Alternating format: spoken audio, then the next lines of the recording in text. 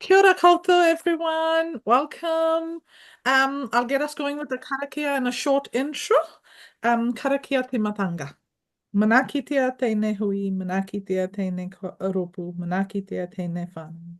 Tai noa ki tēnei kaupapa. Arahina nā kōrero, arahina nā papai, arahina nā ture nei ki a puta ai te manamatanga. Amen. So bless this meeting, bless this group, bless this family as we come together for this gathering, guide the discussion, guide the intent, guide the questions so that we reach greater understanding. Welcome, a very apt karakia for today. Ko Frianwadia Toko Ingoa. I am the founder and chair for NATINA. NATINA is the Neuroscience and Trauma Informed Network Aotearoa. And we have Lynda Knight here, who is one of our founding members. And we've worked, NATINA was set up with the intent of improving the understanding of neuroscience and trauma-informed approaches within education. And the ultimate goal is to improve the inclusion, belonging, well-being for all our tamariki, our kayako, and the wider community at large. So we are really keen to get the conversation going, not only in the education space, but across the community spaces, family spaces, professionals across different sectors as well. So that's a little about us. We have a Facebook page. If you are not familiar with us, you're welcome to follow us. And we have monthly kōrero as well. We invite some of our members who are doing this fabulous mahi in their own spaces. And it's an opportunity to learn from what they have to share. The other last bit before I hand over to Lynda is we've got our last kōrero for this year on the 27th of November with Tomoaki, Yolanda, Julie's, and she has been practicing trauma-informed approaches alongside Te Ao Māori within her school, and she's going to come share a little about her journey. So without much ado, I want to introduce Lynda Knight. So Lynda is Tomoaki at Glenview School in Porirua, and she is a trained enemy facilitator. She's a Bruce Perry fangirl. And recently, No. Lynda went on a bit of a sabbatical, and she had the Churchill Fellowship to support her, and she visited UK and was really keen to learn more about trauma-informed approaches in that space and also in the secondary space. So that was one of the key areas that Lynda was keen to explore how schools were doing it there in the secondary space. So I will hand over to Lynda. Thank you very much for sharing this with us, Lynda, your report. We are recording it. We will share it a bit later. We're just waiting for approval from the report that Lynda has presented. And so as soon as that comes through, we will share it. But I encourage you, as Lynda's presenting today, put your questions in the chat, and at the end of it, we will have some time to go over those questions, and Lynda can answer all your questions, okay? So welcome, Lynda. Thank you very much for coming along and doing this for us, and I shall hand over to you. Thank you, Frianne.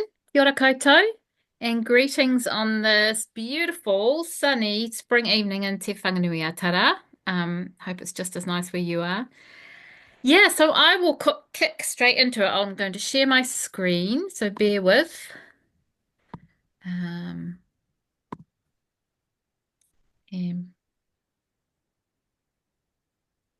oops, hold on. Present. There we go. Everyone see that? Perfect. Yeah, cool. All right, well, before I get started, I'd just like to do a few acknowledgements and thank yous. I was very fortunate to have a principal sabbatical in term 2 of this year. So that's a acknowledgement thank you to Teach NZ and the Ministry of Education. And then I was very lucky to be awarded a Winston Churchill Fellowship And I need to acknowledge, first of all, Kath Barry for alerting me to the trust and the fellowship, and then to both Kath and Freya for supporting my application. So, ngā mihi mai oha, kia korua. Of course, I need to thank my board of trustees who signed me off and allowed me to go, the Glenview School Board of Trustees, but particularly the staff and our acting principals, Lester Mohi and Tufaina Wharaimo, who held the baby while I was away. Um, and of course, thanks to my son Henry, who was the sole parent for our rather troublesome dog, Beans.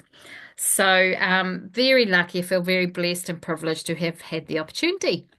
So, my topic, I wanted to look at disengaged and dysregulated learners, and particularly secondary school learners, because for a number of reasons. First of all, I felt like we had done a lot of learning, a lot of development when it comes to primary school children and schools, that age range, but it's a whole nother ball game when it comes to adolescents and secondary schools. And I think too, just that whole, we know about the limbic system kicking in adolescence and all the hormonal and emotional and relationship and identity issues that that brings. But we also know about the absolute, probably a global pandemic of mental health issues that teenagers face. And particularly probably so in New Zealand, our suicide rates, particularly for Māori and for male, are worst in the world, lead the world. Um, so I just thought there was a real sort of whittle or new challenge for me to explore the whole secondary school age range. And the schools I visited were, many of them were year 7 to year 13, so we're also talking about that intermediate or middle school area. Um, and in my reading, I was interested to come across a quote from someone called Dr. Robert Leahy, um, who was the director of the American Institute for Cognitive Therapy. And he wrote in a piece called How Big a Problem is Anxiety? He said the average high school kid today has the same level of anxiety as the average psychiatric patient in the early 1950s. He wrote that in 2008. So we all know that particularly with the advent of the internet, of social media, of the internet enhanced enabled phone, which was around about sort of early 2010, so 2011, 2012. And then if we look at all sort of graphs and statistics around teenage mental health issues, they plummeted around from about 2014 onwards. So there's a real call to action, I think, from some of those stats there. Just going to move this so I'm not looking off to the side all the time. See if I can get your faces in the middle. That's a bit better. Okay. So my question was, what approaches, strategies, and practices are most effective and lead to increased engagement and educational success for the most disengaged, dysregulated, including neurodivergent learners? Um, so I travelled to the UK. So partly because my ancestral roots are in England, Scotland, Wales, Ireland, Northern Ireland, and France. Largely also because I have many friends in England in particular, and some in Scotland. And part of the reason for a sabbatical is also that whole sort of rest and relaxation piece as well. So I certainly did a bit of that as well. So here's the UK, few holiday snaps there. And travelled pretty much, landed in London and travelled up and spent the first couple of weeks in the Midlands, Birmingham area, Coventry, and then travelled up to Liverpool, sort of bypassed Manchester initially, travelled up to Liverpool, the Leeds area, then on up to Yorkshire, Darlington in Yorkshire, and then went up to Scotland, and particularly the area around Stirling and Clackmannanshire. So I had a day in Edinburgh, but just being a tourist, and then some time in that Stirling area. But before I hit the UK, I had a week in France. So this is just a week sideways segue into my week in France. So some of you might have heard of a village called Le Quesnoy in northern France. Some of you may even have connections to Le Quesnoy. So it is a village that is surrounded with these really high ramparts or walls, and it was occupied in World War One by the Germans. But the New Zealand Army, 1 week before World War One, liberated the town. You can see in that middle photo at the bottom, there's an old rickety apple orchard ladder that the soldiers initially climbed up to begin their assault and their liberation. And we believe my grandfather was one of the first ones up the ladder, so it's a special place for our family. Top right is a picture of the new New Zealand Museum in Le Quesnoy, which used to be the mayor's house. And is now being converted, and it contains a Weta Workshop exhibit, which you can see in the bottom right, which is huge, fills up the whole room, much larger than life size. So was there for Anzac Day and for the opening of the museum. So that was a pretty special time. But then it was on to the mahi. Um, this is the first part of my trip and the schools that I visited. The ones that are shaded in green are the secondary school or middle to secondary school level. A few of the boxes you'll see are not schools, but there's some sort of gathering, meeting, or learning forum. I gave a presentation in Coventry as part of something called the Future Trust Learning Event. And all of these first visits, actually all of these visits on this page here were arranged for me by Andy Wright, who we had on the NATINA kōrero presentation a couple of weeks ago. He was amazing. He did a lot of work to set up a lot of visits and meetings for me, and accompanied me to the first ones. But when I went further north, I went off on my own. And then following that, I went up to Scotland. And Scotland was the hub of the neurosequential model and education colleagues. And in fact, not only the Scottish people, most of whom were educational psychologists who were NME trained, but we had a friend and colleague from Tasmania who's an advanced trainer for NME in Tasmania, Lisa. And then we had Steve Grainer, that some of you will know. I know Cheryl and others will remember Steve fondly, who used to be the lead of the neurosequential model in education. So he was like Bruce Perry's right-hand man who helped him set up the education arm of the neurosequential model. And his partner, Molly, who's a university lecturer and an NME trainer as well. So it was like a gathering of the from the four corners of the earth of the NME clans or clan. Um, so yeah, so that's in a few visits to schools, to an inclusion support service, which is like an alternative education centre in Scotland. Oh, and here's the Scottish Ed Sykes and educators and Steve Grainer and his partner Molly to the right there, and to the right of her Lisa from Tasmania, and another touristy pic thrown in there as well. And then I went on down to the Manchester area, and one of the Wellington RTLBs, who's a colleague of Fran and others, some of you will know, put me on to somebody who put me on to this guy called Anthony Benedict, who ran a pupil referral unit or a network of pupil referral units, and has just actually set up with another colleague like a cluster of charter schools or academy. It's called a multi-academy trust with a difference. I mean, we're all a bit unsure about charter schools, aren't we? But this one has a particular focus on relational inclusion, trauma aware, attachment aware practice. So that only began in September. So I'm going to follow with interest how they get on with that. So most of those are Manchester, and then my last stop was to an enemy colleague in Derby, Brackensdale Spencer Academy. So my methodology, so it was quite good to be actually free of a university, a tertiary institution, because it meant I could be very rough and ready, very informal and organic with my methodology and just developed it as it suited me, really.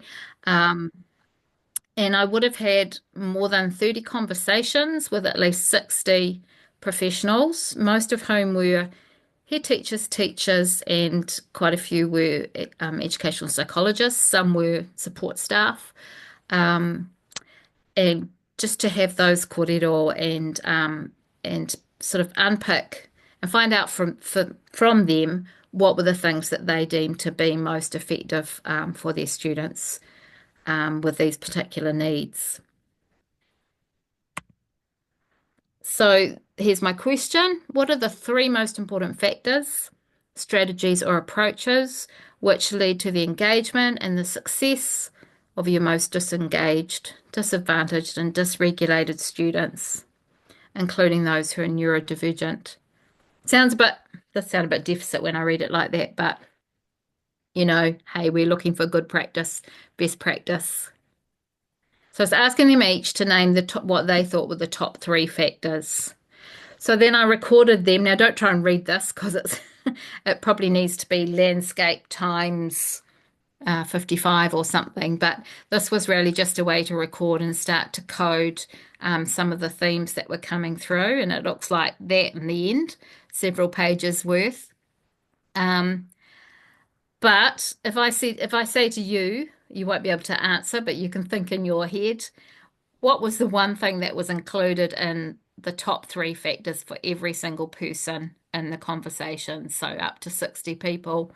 Top thing, you guessed it, relationships, connection, um, and a couple of quotes that sit with that there. So it's not rocket science. We know this. It's what Kotahitanga taught us way back, what the voice of youth have taught us on many fronts. But I think what was interesting for me was the different ways that high schools over there organised to provide that increased connection, that intensity of relationships and extra doses of relationships. Let's take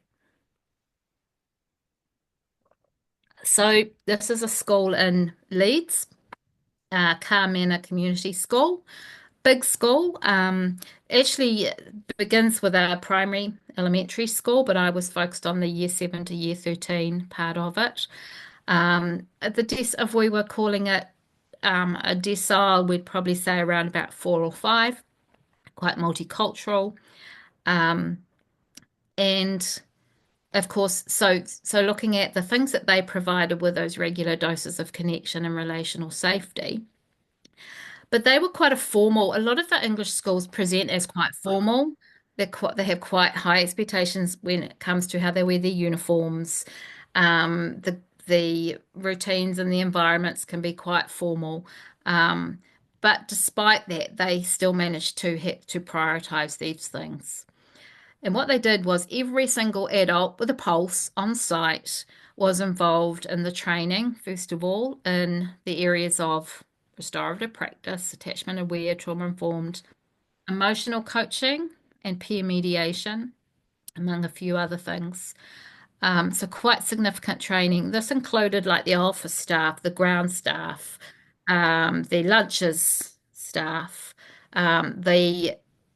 the principal, the executive head teacher, and of course all their support staff. And then they broke the children down into whānau aged groups of around about 9 or 10. So 9 or 10 students with one adult. They met every Monday morning, every Wednesday, every Friday afternoon for a decent amount of time. And these children, and of course, they stayed with these groups throughout their time at the high school. So these children formed a really close-knit little whānau inside this massive big school. The younger ones would have older ones to look out for them. And 3 times a week, they had this extra dose of relational connection with their people. Um, and they moved into things like, teaching them about self-regulation, emotional coaching, peer mediation. They supported the older kids to be the peer mediators and run some of the restorative practice and things. So that was one school. This is another huge school. You notice how these British high schools are very sort of, the buildings are very boring, sort of rectangular, brutalist. Um, but despite all of that, many of these schools had a really warm relational feeling.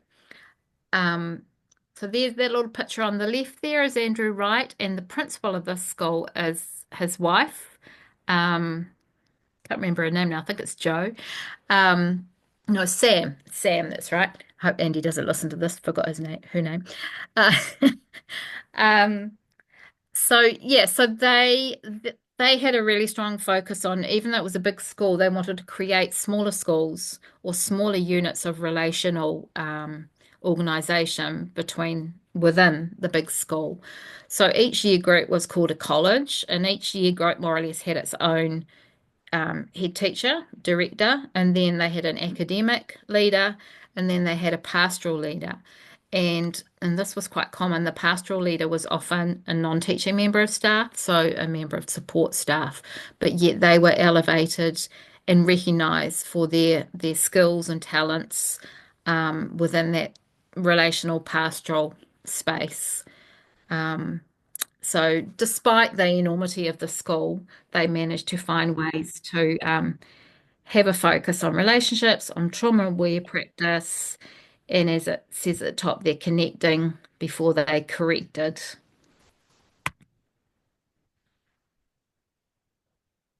And there's a few schools here. The one at the bottom there is Aloha Academy in Scotland in Clackmannanshire, so near Stirling.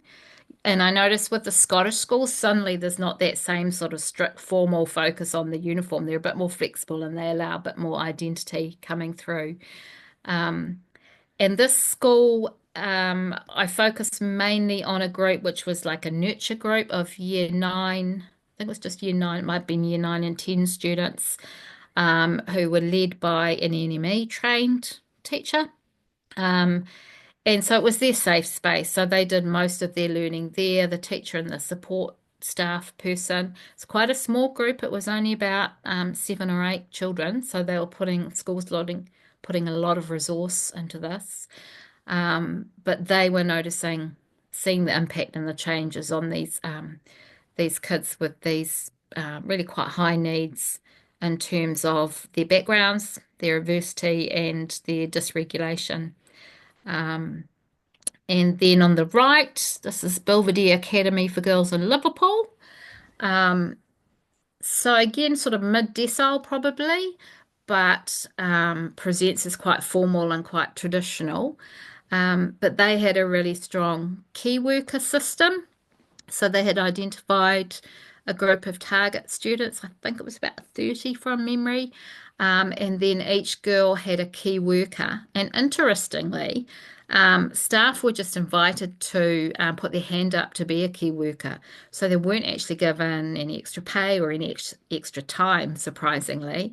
But I guess it was drawing out the staff that really had a heart and a commitment to supporting these students and giving them extra time and making lots of contact with their families. So sometimes several times a week, the staff member would be in contact with a phone call or a text or something with families to develop that positive relationship. Um, and then on the left, we've got a couple of Whitebridge College and Mead Hill College, which are both pupil referral units, so alternative education. Um, and of course, with that comes some good funding and really high adult to student ratios. You see, there's a wee dog in the middle of that classroom there, so a lot of flexibility. And I'll go into some of the specific things that those schools were doing.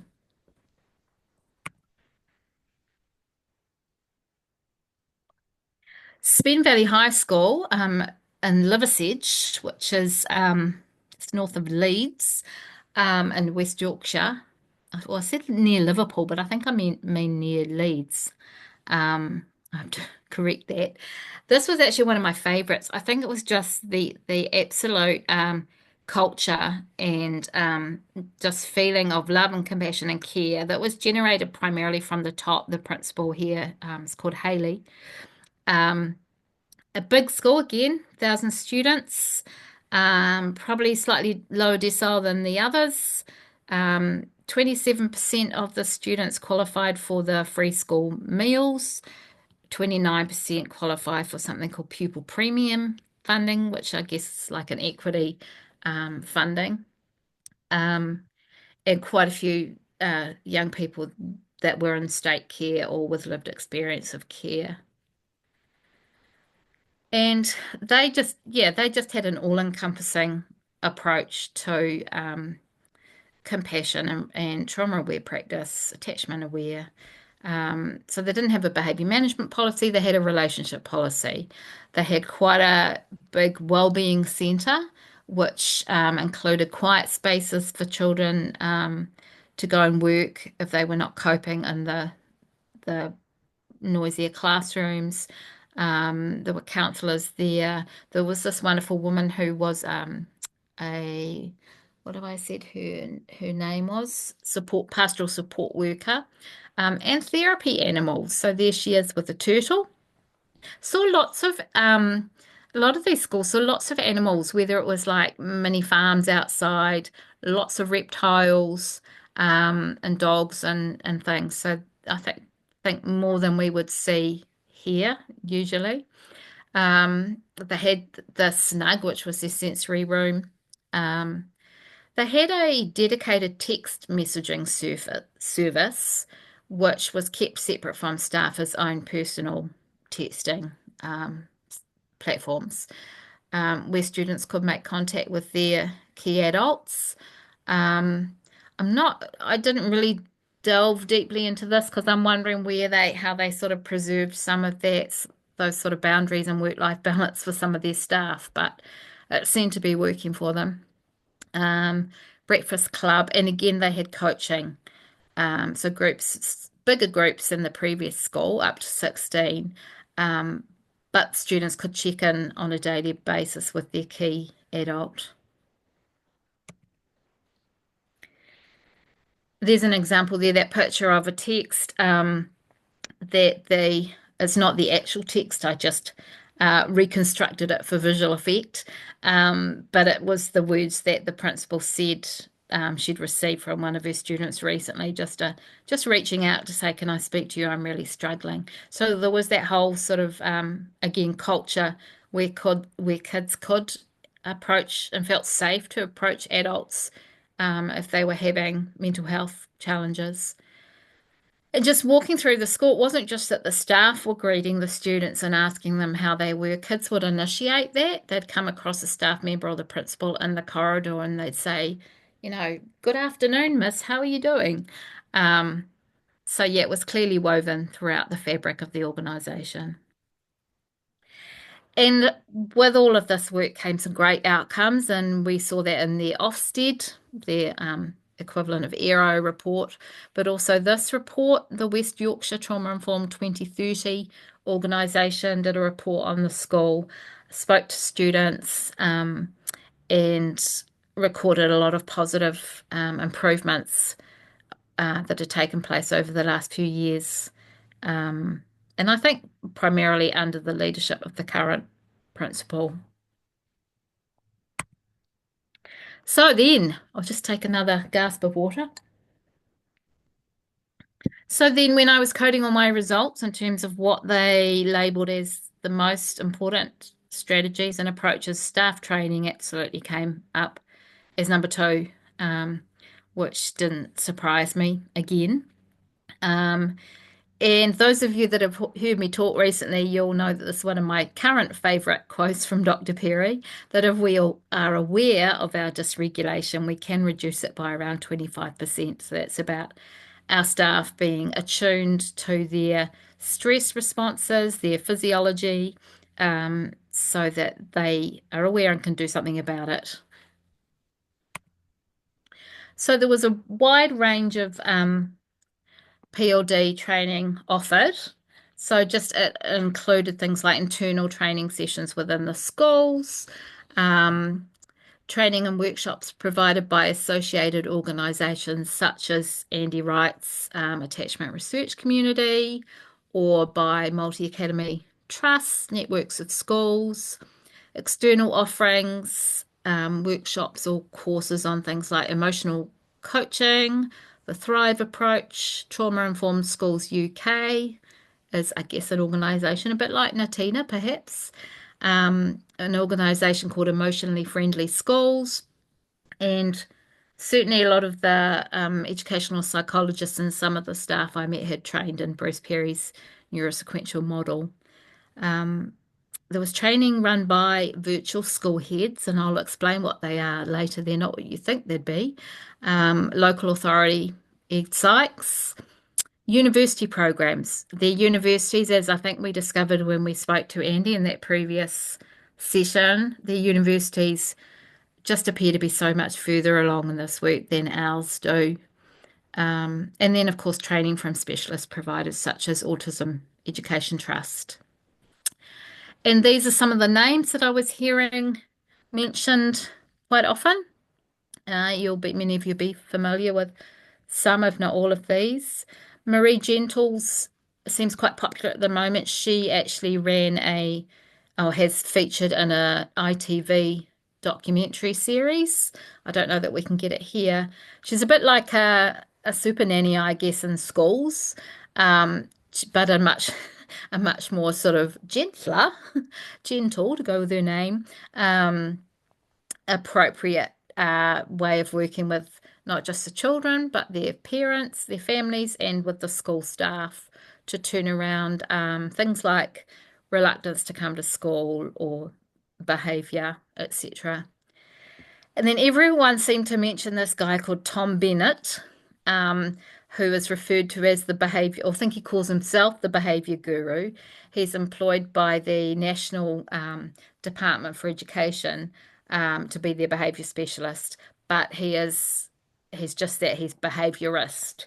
And all the people that I was engaging with were quite anti him, and it's got quite political. Like I think Paul Dix, who wrote When the Adults Change, Everything Changes, Paul Dix and Tom Bennett, there's quite a friction and a tension and a bit of a political battle going on there.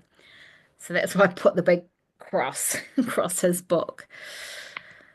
Um, the window of tolerance is quite many of you will have heard of this, but it was quite often referred to. I'd heard people talking about that when I was there. And attachment aware, the concept of being attachment aware, or just attachment in general, I think I heard a lot more than we would hear here. Just a couple of differences. Then number three. Oh no, just before we move on to number three, I've got some notes here. I thought I'd read bits that I had. So just when we're talking about staff training and particularly around that emotional contagion area, I just noted a few quotes, the voice of people that I talked to, which I'll just share. Our staff understand that behaviour is often a form of communication. Teachers need to understand more about the intensity and complexity of some behaviours. Our staff have learnt to understand more about regulation. It's important that adults can model healthy relationships, behaviour, and the articulation of feelings. Staff need to have an understanding of the window of tolerance. Educators who understand the neuroscience connected to children learning and behaviour. I have never met a child who didn't want to learn. What makes a difference? Staff training, support, and understanding. They need the right attitude. Okay. So then number three, the thing that came up in third place was having an interesting, relevant, and personalised curriculum. Many of these photos here are from the Pupil Referral Units, so quite practical, flexible, personalised learning for these kids. I met somebody in one of the meetings that involved university academics called Ellen Frustis. I think she might be from Greece. She's currently a doctoral candidate at Oxford University, completing a thesis on the psychological empowerment of vulnerable young people through community work and service learning, with a theme learning to serve and serving to learn. She's also the executive director of something called the Centre for Emerging Young Leaders and is involved with an organisation called Peace Jam, an international organisation, which has partnered with Nobel Peace Prize laureates to provide curricula, projects, events, and global initiatives which focus on supporting youth to engage in their communities, receiving mentoring, including from social justice leaders and role models. Peace Jam has developed a compassion and action curriculum. So, some quite high powered leaders working with this program and these youth with this whole focus on service in the community, which resonated for me coming from working in a predominantly Pacific community where that value of service is so strong.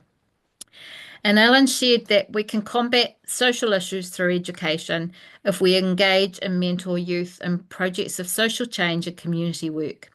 When they learn to advocate for social justice issues in pro-social ways, they will not need to do it in anti-social ways.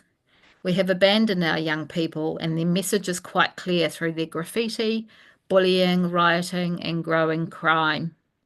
So, of course, that rang bells as well with especially, a few months ago when the country was going a bit crazy about ram raiders and youth crime and things.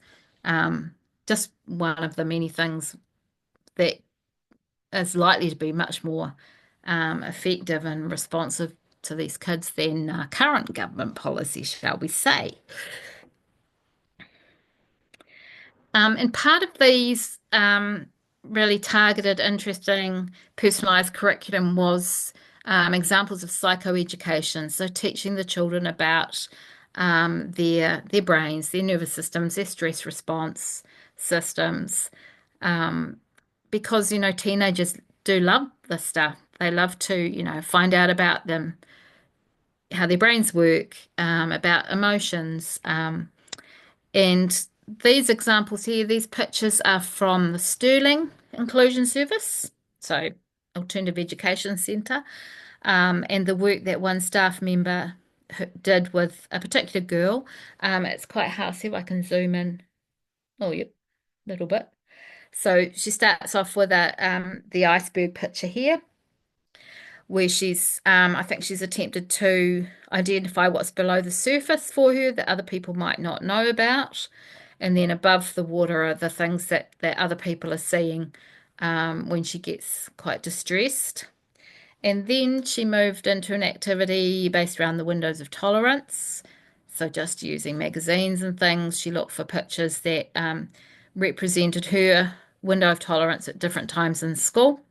I think she was referring back to her mainstream school. So that tiny wee slit of a medieval window there is how she feels in art and design lessons. Assembly down the bottom there is also very small window of tolerance. Whereas I think that's PSHE. Now, what's that? Personal, social, health, and something. I think is the curriculum area. She obviously loves that. Let me go out again. Whoops. How do I do that? Whoop. There we are. Um, Geography is another favorite of hers. So it's interesting whether is it because she enjoys the subject or is it her relationship with the teacher who teaches that subject? And then some more work she did around ways to stay within that window of tolerance so that she doesn't explode, like there's your Coke bottle exploding. Um, and then she's started to map out a bit of a plan. See if I can make that a bit bigger. Down the bottom, she's got what makes it worse. She says, people following me. If I tell you to F off, I think I'm trying to keep you safe. I'm not happy if you follow me, but I do understand that you might have to. And then she's got too many instructions. Um, so, she's developing that self-awareness. She's probably actually got a lot of self-awareness already, but she's sharing that with staff. And then at Mead Hill College, Pupil Referral Unit in Manchester. They had a program called Circles for Learning, and it was quite similar to Roots of Empathy. Those of you that know Roots of Empathy, that many schools have done or may still be doing, where a parent brings a baby into the school and the children, um, focus on what's going on with the baby and its development and its relationship with its parent, etc. Um, this one was a little bit different. A staff member brought her 3-year-old child in. Um, the other students would observe but take lots of photos, and then they had quite a few lessons without the child there where they were analysing what was going on in the photos and talking about how the child was responding. That's things like the serve and return, emotions and regulation, and then they start to delve into um, their own neurobiology, physiology, emotional literacy, etc. So, um, just before we go into that, when we were talking about the different appropriate curricula, Steve Grainer, who recently retired head of the NME, um, spoke about when we were talking about priorities to engage these young people, he spoke of the importance of programs which foster self-understanding, self-appreciation, and reflection. He said teenagers don't know themselves. When they understand the brain-body systems, they begin to see their own uniqueness. So just another sort of reason or advice for actually delving into some of these, self-awareness, psychoeducation aspects of curriculum. So then the fourth thing that came up was it was a bit of I guess, a paradox because it was about maintaining high expectations, but actually within that, appropriately allowing for adaptations and flexibility when it comes to school policy or organisation or practice. Um, And some of those adaptations that I saw were things like the student having the ability and the freedom to access a key worker or a trusted adult within the school in an appropriate and safe way. Um, Several schools had regular key worker time built into the timetable from 3 to 5 times a week. Um, but in addition to that, the flexibility to access key workers when possible out of that time. Um, President Kennedy School, that great big school in Coventry, had a supportive wraparound and scaffolded transition into secondary school for year 7. They had a whole section of the school that they called the Bridge, that was just for the year 7s before they actually went out into the wider world of the school. Some children had reduced timetables. And as I mentioned before, many schools had animals for regulation and support and therapy. Now, these pictures in the middle are from Whitebridge College Pupil Referral Unit in Manchester, and this classroom had 2 snakes that would quite often come out into the classroom. Um, they also had this mini sort of menagerie or farm out the back with these pygmy goats and what else they have? I think they had sheep and chickens and things. So quite a big focus on animals. Um, there was often a scaffolded and transitional entry or re-entry into school for students who have what they call EBSA, emotionally based school avoidance, so reluctance to come to school and be at school.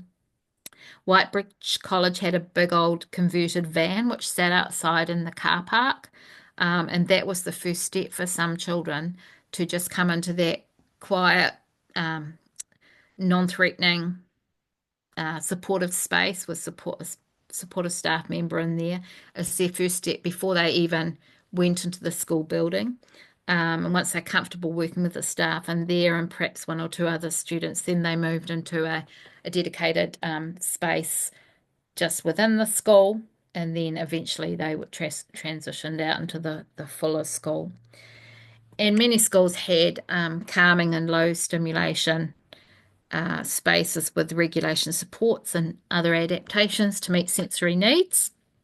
And of course, some schools had, although it was more so the primary schools actually had some outdoor forest type spaces, which of course are great for regulation as well.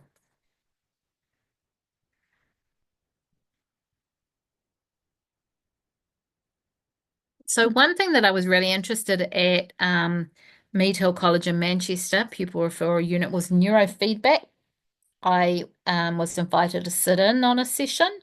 Those of you that haven't heard of it, it's basically the equipment provides for the electrodes that sit on the student's head. It's non-invasive, so no harm at all to the student, measuring the brain activity. And then the student plays either a game or watches a video. And somehow the equipment manages to register when the child is really grounded, is really focused on the game or on the music or on the video, not necessarily music video, but on the video. Um, it plays as normal, but once their attention is wanders, they're distracted, they're not focused or potentially dysregulated, then the things like the colors and the sounds on the game or the video actually are muted or black and white. So it's providing that sort of responsive reward for being focused and grounded. And in that task positive network as opposed to the default mode network.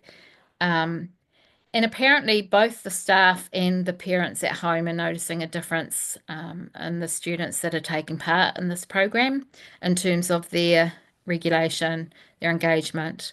Um, Having seen this, I sort of went off down a rabbit hole and did a bit of research and things. I'm not sure that there's been a lot of conclusive, big scale scientific research saying that it does make a difference.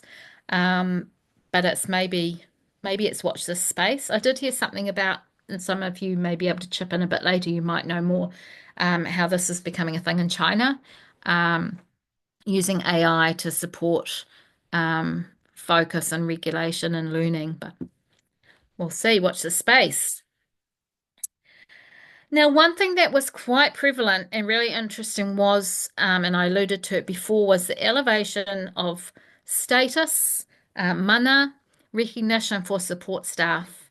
So, this picture here is from Car Manor Community School, that big school in Leeds. The guy in the back, on the two guys on the right in the back, the one on the left, he's director of curriculum and professional development, a trained teacher. The one on the right has never been a teacher. He has no teaching qualifications, but his title is assistant senior head teacher. So like an assistant principal, um, but he's been recognised for his skills, his success in the pastoral area and the relational area. He's been supported to do more training and attachment aware practice, restorative practice, etc. And this was quite common. And I don't know how they fund it. I should have sort of dealt, and I can still delve into it more. Um, but it was quite common that support staff were in these leadership roles, um, which we really don't see much at all here in New Zealand. Now, the virtual school heads are not, it's not virtual learning as on online learning.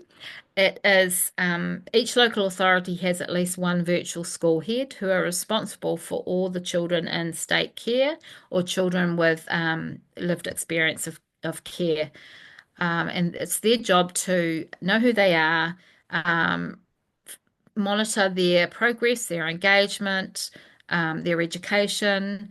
But interestingly, it gives them a real mandate to go into those schools and do trauma-informed practice and training, to ensure that the teachers that are working with these children are actually, have the right sort of approach, and have the understandings in this area. So I feel like we need something like that here, that someone has a mandate to actually, even if it starts with children in state care, but actually has a wider effect on many other children as well.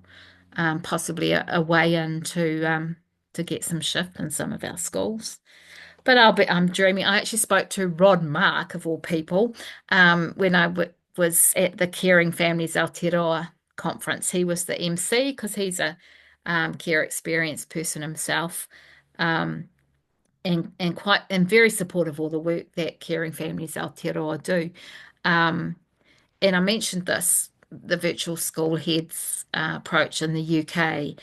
And I said, oh, it'd be wonderful if our government would have a look at what's going on. I said, oh, this government never will.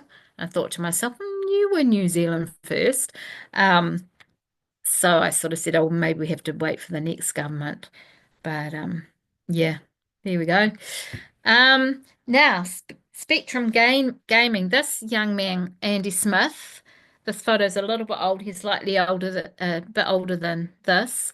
He has set up this wonderful platform. It's called Spectrum Gaming, but the gaming is only a small part of it. It's a whole community for autistic youth and young people, children. Um, with heaps of um, really useful resources. It has an attached site called Autism Understood, which provides resources for young people and adults to learn more about autism and effective support for autistic youth. So I was at a conference day and he did a presentation. Um, and I'll just read some of the stuff that he was saying. I had the opportunity to talk to him about the research I was doing and ask and pick his brain really. Um, he talked about autistic burnout that many young children experience when attending school. He said that around 40% of neurodivergent youth have difficulty attending school regularly, and for about 40% of those teenagers, this is likely to be due to autistic burnout. Huge energy is needed by autistic students to mask and fit in. It can be exhausting to constantly process memories and experiences. However, sometimes it becomes too much. They will be overwhelmed by the processing, energy, and sensations, and they will suddenly stop managing or virtually freeze or drop out of school. Andy strongly believes that sometimes autistic youth just need a break, a rest, time to process difficult things. He thought that graded exposure, such as gradual transition back to school, won't necessarily help. Andy articulated the following as being helpful for many autistic youth experiencing overwhelm, mental health challenges, and school avoidance. Talking to a trusted person, taking breaks and time to process, talking and connecting to others through gaming, physical activity outside the family, mindfulness done the right way, self-understanding and self-compassion. So I just found that really powerful to hear from the voice of a young autistic person. And I know Freyanne and others, it's probably nothing new for you, but for some of the rest of us, I think because there's obviously in the UK there's been the same approach here that's such a heavy focus on attendance. And even as he was saying, like if children have dropped out of school, trying to have that graduated transition back to school, and he's suggesting that maybe that just won't work. But maybe we'll come to that in the chat and the questions, Freyanne. I'm almost there. So then recommendations. So I wrote a lot about this in the report, but I won't go into it now. If anyone's really interested, then I can send them a copy of the report once it's ready to go. But in summary, my recommendations to educators, leaders, and policymakers across Aotearoa are to build on what kaupapa Māori research and practice has taught us, the importance of connection between rangatahi and trusted adults, whānau, culture, and place. We need to explore the following: organisation to enable more frequent opportunities for relational connection, provision of appropriate and sustained staff training in relational neuroscience, compassionate flexibility, and adaptations to high expectations for respectful and personal interactions. Interesting personalised curriculum that includes some psychoeducation and consideration of ways to elevate the status of support staff to recognise those that have relational and pastoral expertise. And then I fast forward to a couple of bits. Indigenous wisdom tells us that connection is essential. International neuroscience tells us that connection is essential. Education professionals from various international jurisdictions tell us that connection is essential. There are numerous ways schools can be structured to facilitate these daily connections. Schools should have the flexibility to implement these structures, but the effectiveness of any organisational model should be regularly evaluated, incorporating authentic student feedback. Our current New Zealand government has made some early policy shifts towards what they call teaching the basics brilliantly and the science of learning. If we want all young people in Aotearoa to succeed in school with not just the basics but throughout the curriculum, then we must support our educators to understand and implement some deeper science of learning, science of engagement, connection, well-being and behaviour. This is just a wonderful mural that was on the wall at the Stirling Inclusion Support Service, and those of you that have done enemy training will recognise some familiar things in there, and I can share this with you later on. And just finally, some quotes from some key people. If you want to improve the world, start by making people feel safer. Stephen Porges. Bruce Perry, the more healthy relationships a child has, the more likely he will be to recover from trauma and thrive. Relationships are the agents of change, and the most powerful therapy is human love. And then Nelson Mandela, let us together build communities in which our children and youth, especially those who are most troubled, can belong. Our mutu. That was absolutely brilliant, Lynda. Sorry, it was a bit of a lecture. No, absolutely. Look, you've shared so much in terms of what is actually happening on the ground and what's possible, and so many awesome ideas, practical takeaways for people to start considering. But the one thing that did stand out to me was it came down to the leadership. Leadership had to drive it, and Mm, everybody had to get on board. And so you cannot have, one individual driving it. It's got to be, there has to be that kotahitanga and everybody coming together on this waka, so to speak. Look, I will open up to the floor. Any questions, anything at all that people want to ask? Start putting your questions in the chat, or you can just put your hand up and jump in. I'm gonna change this. I will remove spotlights just so we can see everybody. mm, I actually want to start off with one question, Lynda. Uh, mm, I know you talked about a lot of the schools that were sort of really committed were schools that were alternate education schools. And what did you find? Were they able to eventually integrate back children from the alternative education settings into mainstream as a result of sort of, what they were doing or not? Or was that the setting then, where the children sort of remained? As someone who is a parent of mm, disabled children and who has mm, really, really valued inclusion and belonging, um, for many years now and advocated for it. What I find quite challenging is the segregation. Because mm, the segregation in itself causes a sense of not belonging, a sense mm, of not being safe. And also, in all honesty, the research, abuse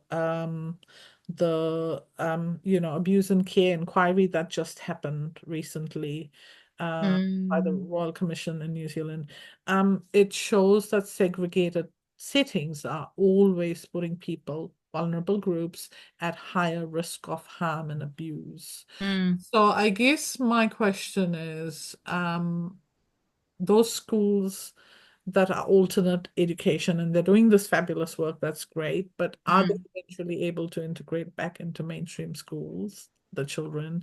And mm. did you see a lot of this in the mainstream schools as well, or was it more focused on the, specialist or alternative education schools? Yeah, yeah.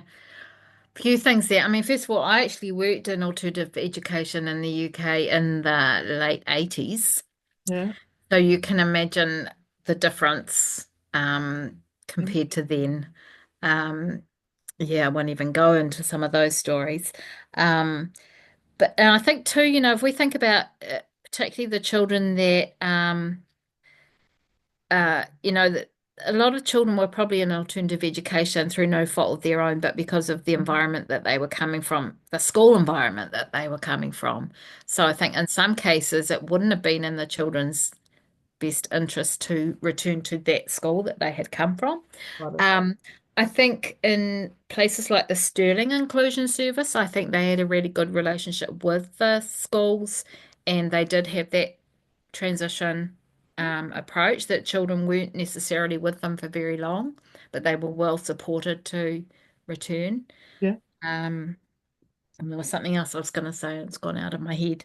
The other thing was that a number of these schools were actually exploring and applying for the funding to actually have their alternative education within their own school. Yeah. So to have that extra resource and support to keep the children, especially these schools that were going down the trauma-aware relational inclusion approach, um, Yeah. they were actually working through the process to actually keep them on site, but have the additional resourcing. Yeah. Yeah. You. So we've got a question from Rachel Burgess, and it says, notably, the interesting personalized curriculum examples all seemed to come from pupil referral units. What Uh, famous examples of interesting personalized curriculum from mainstream schools? yeah. They have that across, or was it, yeah. Yeah, actually that's probably a good point. I probably didn't see that Mm, so much in the mainstream schools. They were probably a bit more the traditional curriculum. yeah. Um, but it was definitely what people were talking about was needed, regardless of whether it was Yeah. mainstream or um yeah, I mean, except for the places where they had a unit or like that school in Scotland that had the nurture group within the school, then they did have quite the personalised curriculum. But yeah, Okay. I think there's certainly, goodness me, the high schools in general, there's still a lot of work for them all to do. Um, so yeah, that was probably one area where they got Um, Thanks, Lynda. There's another question from Michaela. Michaela says, what would be a great leadership action to move a school from a punitive model to a connection first model? And yeah. how long do you think this could take to lead and embed change in a secondary school? Whew, in a secondary school. Well, we're looking at least 3 to 4 years because I know that's how long it can take in a primary school. So it's going to be at least that long. Um, I think it's for me, it's just got to come back to giving the staff that learning in particularly in the science, the neuroscience. Mm, Um, I always believe that a book study is particularly powerful, whether it's What Happened to You or The Boy Who Was Raised as a Doll by Bruce Perry or other books by other experts. But stories, that's why I think The Boy Who Was Raised as a Dog trumps them all because stories are powerful to change people and people change systems. Um, and I know the stories in there can be quite harrowing and traumatic, but it's about preparing staff and providing the support to work through that. So leadership action, I think, is looking at how can we like authentically provide the opportunity for the new knowledge and the learning. I would say couch within story is most powerful. Um, and those people that have done a book study on a book like that know that the conversations that staff have amongst themselves and when they make connections to their own students can be very powerful, and make it authentic for them. yeah. Um, Brendan's asking, did this lead to any changes or adaptations in your kura? Um, Have you well, I'd got a love to have pet a now? neurofeedback machine. Um, yeah, I don't know. I don't know whether there's anything in particular. Oh, certainly affirming of a lot of stuff that we do and we've learnt about. I might have to get back to you on that one, Brandon. I'm sure there are things, but again, I was more focused on the older age group. Yeah. All right, we've got Christina with a question. Our school attracts a lot of neurodiverse students. We are inclusive and within we are great. So where is the help and outside agencies that we can reach out to outside of Marinato and such agencies? Do you think there's any help out there, Lynda? Well, in Auckland, there's a wonderful teacher in this field called Freya Wadia. You could come and do staff training. Neurodivergent. I mean, we do my own school. We have three students that are supported by our Mahinawa specialist school, and I would, as long as you got the right staff, I'd advocate for using the outreach teachers ahead of just releasing your own staff any day. We certainly learnt a lot ourselves and we continue to learn from our fabulous outreach teacher. Um, Freyan, you're probably better placed to respond to that one. Christina, we do have tilting the seesaw is one of the things courses that can be done as a team alongside the family. I think the key here is to work with the family and to work, with others who are supporting the child. And to be very honest, finding the time, allowing for time and opportunities for those connections to happen would be really critical. We're always NATINA is always available to offer PLD and things like that. But I think it's really building up the connections and the right people with the understanding and knowledge. Your RTLB, local RTLB, teams, asking them if we've got in Auckland a few RTLB in the West team who are really, really into, trauma-informed approaches, good solid understanding. So RTLB is another sort of, resource to reach out to. Fiona, do you want to jump in and talk a bit about what the RTLB are doing in a little while? I'll just go through the questions quickly, and then it'll be fabulous if you just share what's happening at that next level. Can I just jump in again? I think Yes. for our own staff, the unintended consequence of learning about, Bruce Perry's neurosequential work and trauma-informed practice and nervous systems and children in distress was actually we learnt to understand, respond to, and serve our neurodivergent, particularly autistic children much better. So I'd say if you're asking what support for staff, it would be part of it would be actually doing the learning about regulation, dysregulation, co-regulation, it's interoception, neuroception, etc. Um, Recently I did deliver a workshop alongside another facilitator from Altogether Autism around trauma-informed approaches for, interacting, working with our neurodivergent people. So there are bits and pieces happening, and also understanding trauma-informed approaches through the disability lens. That's something that I've recently done. A webinar with ACID, which is the Australasian Society for Intellectual Disability. So there's lots of parallels, like Lynda says, it ultimately does come down to the nervous system and understanding neurodiversity, disability through the nervous system lens really does help, and it helps with all the children ultimately. Yeah. Okay, so we've got Joanne Hall. She said, if a graded exposure back to school for students with ASD is not likely to work, what practical ideas can you offer that would work in a NZ Kura? Can I quickly just answer this? Please. So one of the things I often recommend to parents, because I do run parent workshops as well, I really recommend look at dual enrollment with Pikura. That is one option.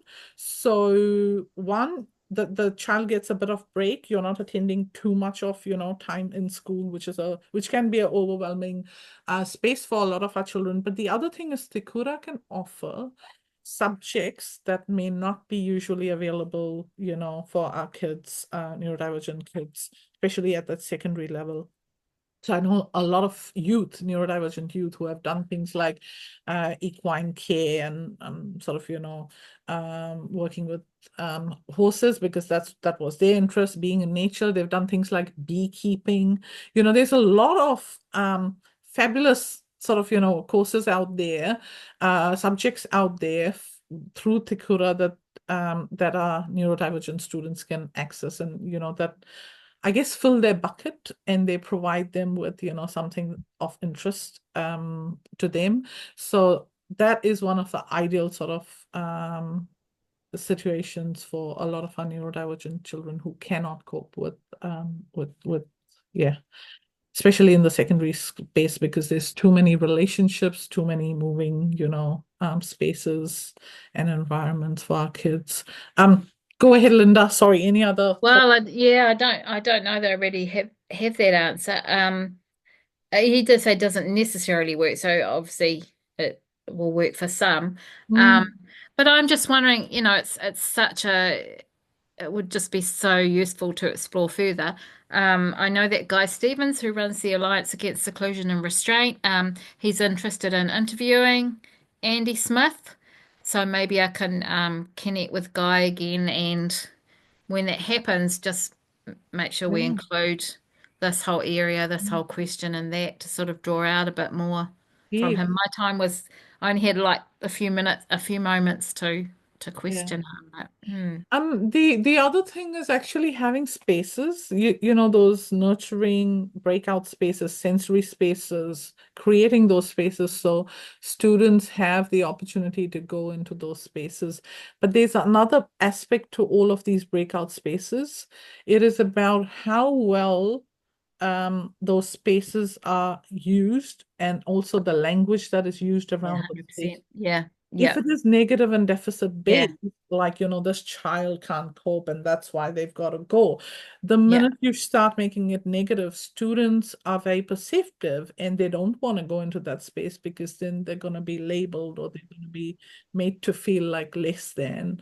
And Mm. so a lot of the neurodivergent students um, don't want adaptations or accommodations if they are going to stigmatize them. So a lot of parents sort of, say, my child doesn't want this because of, the way they then get treated, or, spoken to, and things like that. So Mm. that's something to be mindful. And again, it Yeah. comes back to the nervous system safety.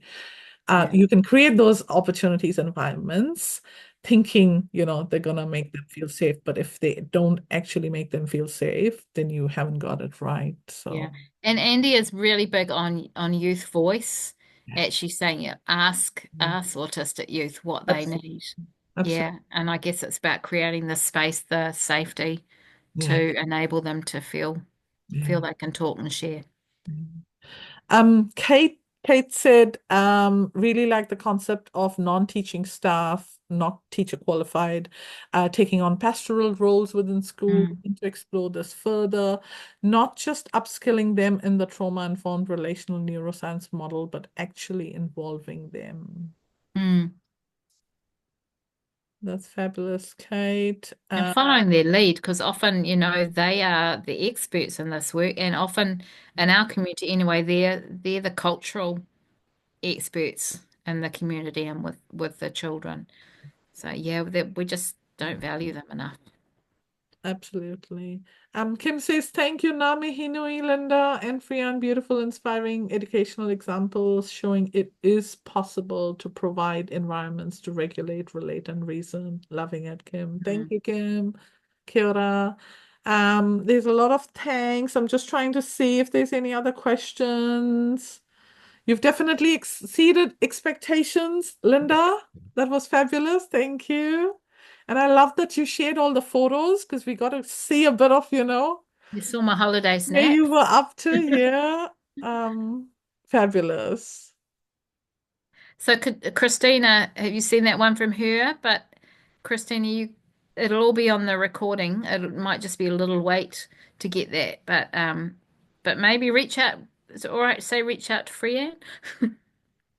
Absolutely. Sorry, Christina. I'll go back to your question. Hang on. Give me a second, because you missed out on it. Namahi, thanks. Okay. I think we've got it covered. Hmm. Yeah, we've got it all good. No, we've got it all covered. Christina, did you want to ask anything? Sorry. Feel free to jump in. Anyone, just feel free to jump in if you want to ask any questions. Anything further? We're all good. And like Tracy, not have any questions. Fiona, do you want to jump in and talk? Just share a little Yeah, bit about what Fiona, the you did RTLD are doing. the Te Whare Whakaruru Hau, or just generally Just generally, lots of the next and side a bit of hustles. the stuff that's happening in that space.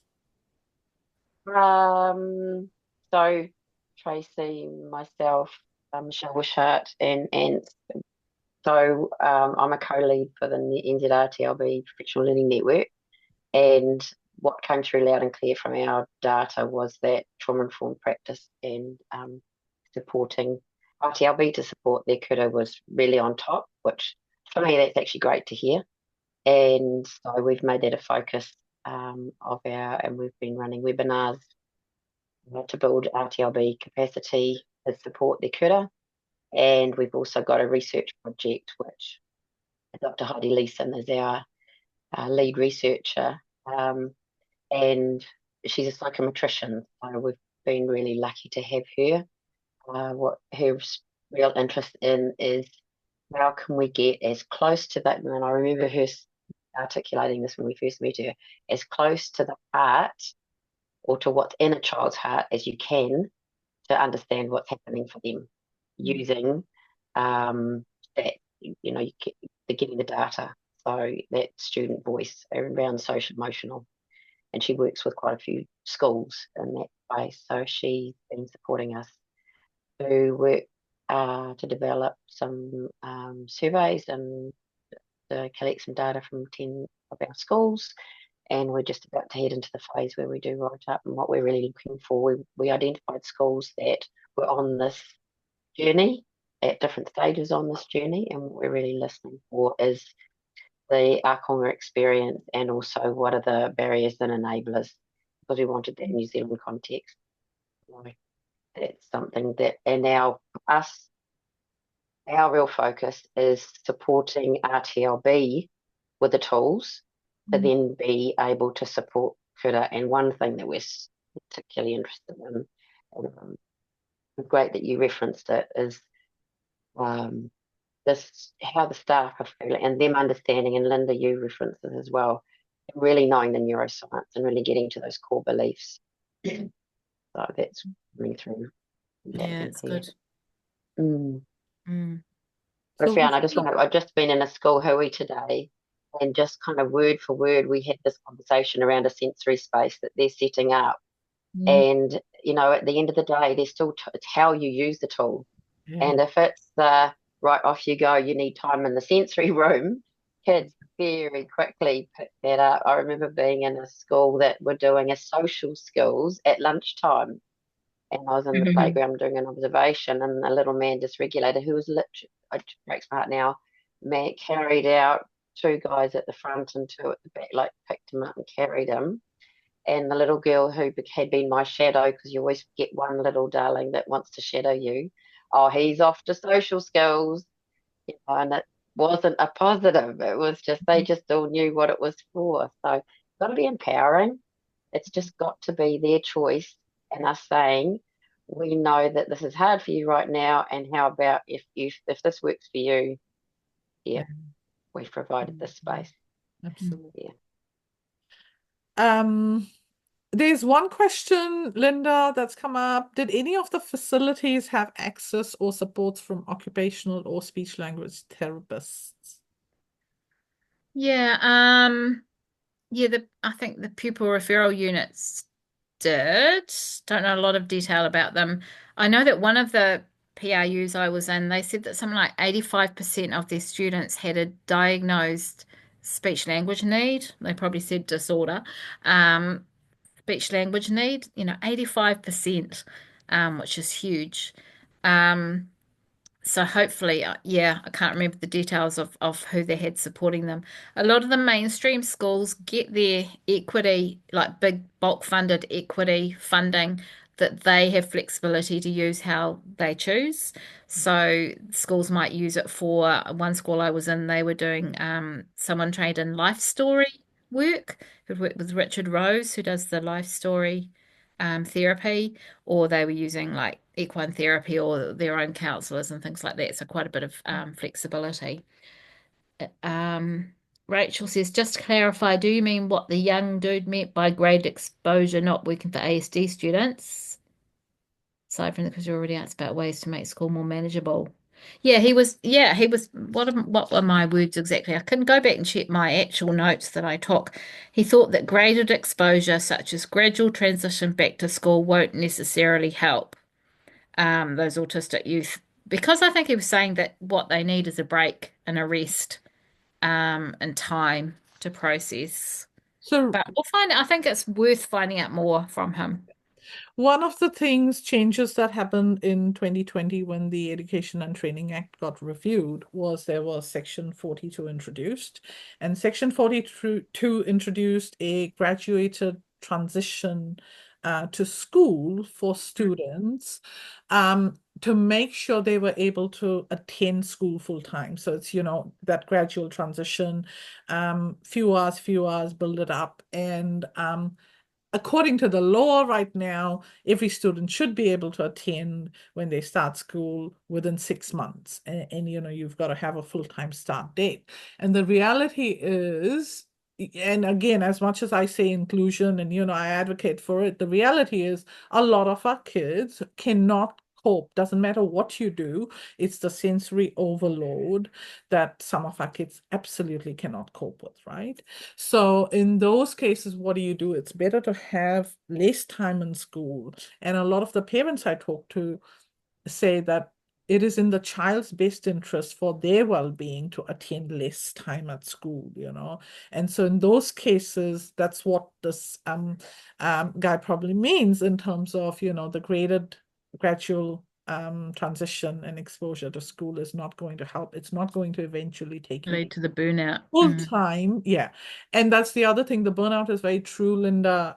A lot of our families talk about how so one of the things I do is I am a support parent with parent to parent, and I hear from some of the older parents of older children who have finished school and then they've just absolutely stopped socializing, interacting, doing anything in life, and they don't understand why. And they go, but when we dig into it and we have these conversations, they often say that they managed school. School was fine, we managed. But when you ask what do you mean by school was fine, did they have a best friend, a best teacher, did they love a subject, did they enjoy something?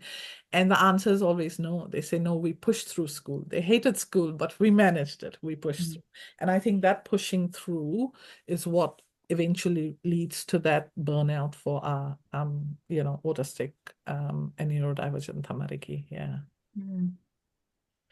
Always had this wee hope that from COVID, because we were hybriding in COVID, and I saw some of our kids really thrive with that, being able to just kind of have that they're in the safety of their own home, but they were getting opportunities to engage.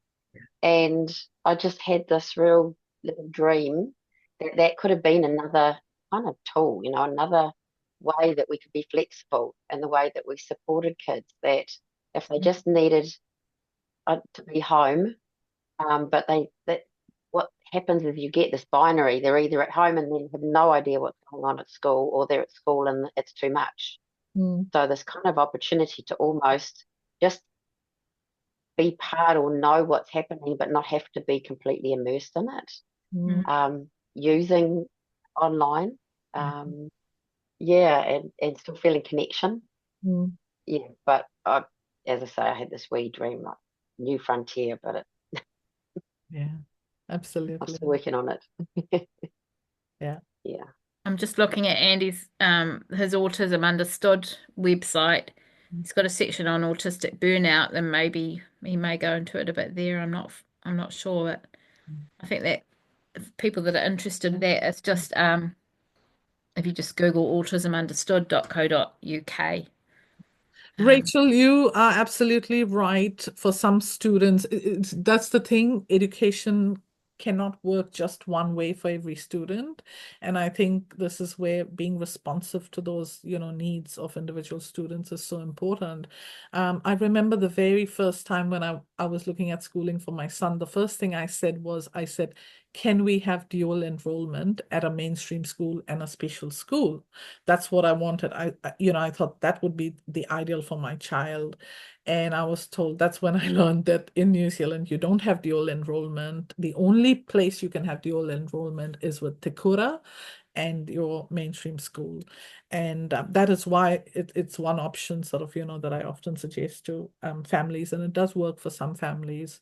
And yeah, the online learning, Fiona, you're absolutely right. A lot of families have said their child is thriving now that they are learning online and they are studying online. So some of the alternative education sort of, opportunities allow for that. But they weren't thriving at school when they were physically present. So yeah, that's absolutely true. So we've got to find alternative ways that work for the kids. Right. Okay. If there's no more questions, I will close us. Yes, Christina, I you're just right. jump. Oh, Dual enrollment with Northern Health School, with health schools, yes. But the thing with health schools is also their goal is always to transition the child back into a mainstream school. That's always sort of their end goal. So it's not a permanent sort of, dual enrollment situation. But yeah, you're absolutely right. That is an option for some of our kids if they need it for a while. Sorry, Fiona, you were going to say something? no, sorry. I really felt there needed to be a shout out to the school that had the van and the playground for the kids. It's Mm. like that, because so how many kids have we got that's just a step too far. So Yeah. they've thought, okay, how can Yeah, we make it an easier step for them? Yeah. absolutely. Mm. Mm. And the animal therapy, of course, but Yeah. Snakes. yes, Yeah, Fishy. no, Fiona fantastic. loves horses. Can I just do a shout out to the incredible Lynda? Because I'm kind No. of new. Yes, well, you No. just listen. Um, this is still kind of like a new squad that I'm part of that I'm loving. Like I'm still pretty new to the party. But I love it. Like I love it. I love what you're doing, Freyanne, with this and the fact that from all over New Zealand we can get together. But I've got to know Lynda through this, and I've got to do a shout out for the most incredible conference that's got me so amped up about being trauma aware, and that was the recent Trauma Aware Education Conference in Brisbane. And if you guys can start saving your pennies and greasing up leadership right now to attend it in 2 years, it is honestly mind blowing. Like I was into trauma informed everything, but I went to Brisbane and it blew my mind. And now I am like listening to webinars. I'm reaching out to beautiful people all over the world and I'm reading and I'm so excited. And Lynda took me out for cocktails and I don't even drink. She was there. So I want to thank Lynda. I want to thank Brianna. I want to thank Fiona because she's in my squad as well, and everyone who's here because we all just need to stay excited and we need to grab all these opportunities to network and hear about awesome work. Like already, Rebecca, is this Rebecca from ROPS? Like there's a Rebecca who's I was in Rebecca. Is she saying yes? It is. I was in a Rebecca Wharton's classroom today, and I'm looking at this name on here going, is this Rebecca whose room I was in? Like, I'd be really excited if it is. How many Rebeccas can there be? I'm not sure. Um, and Kate's here, and Kate's in my RTLB cluster, so I'm definitely going to go out and talk to Kate about office staff and teacher aides because I've got ideas as well. So, Lynda, you're awesome and you deserve to get that sabbatical and have a good time. But you also, some people, when they do sabbaticals, Lynda, Mm. write their report before they go on their world trip and they just drink and have a good time. Whereas you I did actually, none of that. you did a little bit, but you did lots of mahi and you made so many contacts. That takes a lot of work, and you've put together a presentation and a report that's going to make a difference. So Oh, thank you. I think Lynda's awesome. Can you guys see how excited I am about all this? Absolutely, absolutely. Thank you, thank you, thank you, Lynda. Thank you, friend. Thank Oh, you. look, I don't think NATINA would be here without Linda's encouragement and support. Oh, Because my goal when we started those conversations was literally just to get Ministry of Education to put some money into, PLD around this. yeah. So yeah, so Come a long way, eh, Freyanne, in the last how many years? 3 years? we have, Mm. yes, three Mm. and a bit, 3 and a bit. So yeah, and we've done a full year now, Lynda. So more than a year. Gosh, we've done Oh, you more mean than as a a year. trust? Yes, Yeah. as a trust Yeah. officially, we've done more than Yeah. a year and a Yeah. half. But no, look, honestly, it's the people that make it happen, and everybody who, comes in and joins the waka, and keeps pushing And things. the Energizer bunnies like Tracy. Absolutely, cheerleaders. And Kath, who I don't think is here, but we'll probably watch this, who Yes, yes, always absolutely. very positive. Yeah, Whenever we moan about the Ministry of Education, she brings that yes, positive spin to the conversation. absolutely, absolutely. No, thank you, Lynda, for everything you do, and for not just talking, but for walking, all that way and making the change happen, for our kids, for our staff, for the communities. So, you lead by example, and that is really appreciated and valued. So, thank you. All right. Thank you. Thank you for the opportunity. Thank you for indulging me. It was a pleasure and very, very informative. So, thank you. I'll close us with a karakia, and we will share the recording once it's ready to go out and Lynda gives me the green light, okay?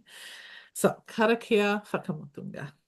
Kia whakairia te tapu, kia wātia ai te ara, kia turuki whakataha ai, kia turuki whakataha ai, haumie, huie, taikie. So restrictions are moved aside, so the pathway is clear to return to everyday activities. Thank you, everybody. Kia ora. Hau marie. Thank you.